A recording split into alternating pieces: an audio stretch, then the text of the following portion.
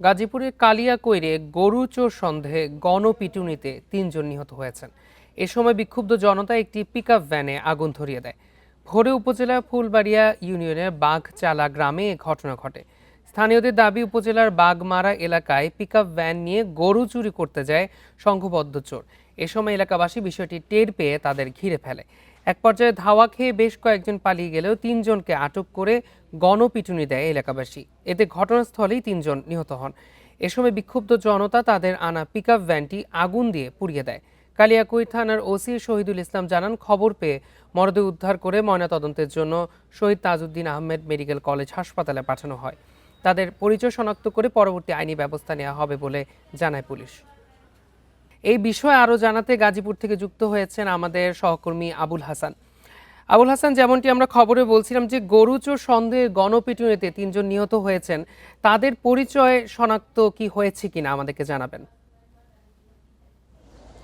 দেখুন, গেল রাতে একদল ডাকাত গরু চুরি করতে আসে এবং তারা একটি ট্রাক যোগে এসেছিলেন এবং গত কয়েকদিন ধরে কালিয়াকুর বিভিন্ন এলাকায় গরু চুরির ঘটনা ঘটছিল, যার কারণে মানুষ কিছুটা সজাগ এবং সচেতন ছিল।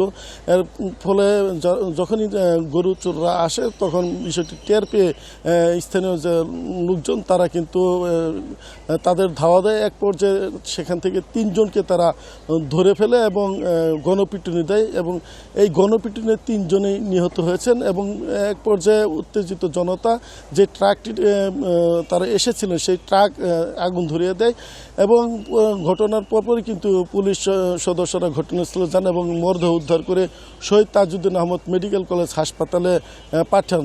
আমরা এই বিষয়টি নিয়ে কালিয়াকৈর থানার ভারপ্রাপ্ত কর্মকর্তার সঙ্গে কথা বলেছি। তিনি যেটি জানিয়েছেন যে ৩ জনকে আসলে গরু চোর সন্দেহে গণপিটুনি দেওয়া হয় এবং সেখানে ঘটনাস্থলে তারা মারা যান এবং এই যে ৩ জন তাদের পরিচয় এখন পর্যন্ত তারা নিশ্চিত হতে পারেনি। তাদের পরিচয় শনাক্তের জন্য তারা চেষ্টা করে যাচ্ছেন এবং যে মরদেহ আছে সেইগুলো শহীদ তাজউদ্দিন আহমেদ মেডিকেল কলেজ হাসপাতালের মর্গে পাঠানো হয়েছে ময়নাতদন্তের জন্য এবং পুলিশ কর্মকর্তারা বলছেন যে এই বিষয়টি নিয়ে তারা পরবর্তী যে আইনগত বিষয় সেটি প্রক্রিয়াধীন আছে এবং এই ব্যাপারে তারা প্রয়োজনীয় আইনগত ব্যবস্থা নেবেন বলে এখানকার ভারপ্রাপ্ত কর্মকর্তা আমাদেরকে জানিয়েছেন। এই ছিল গাজীপুরের গরু চোর সন্দেহে ৩ চোর নিহতের খবর সর্বশেষ। গাজীপুর থেকে জানাচ্ছিলেন আমাদের সহকর্মী।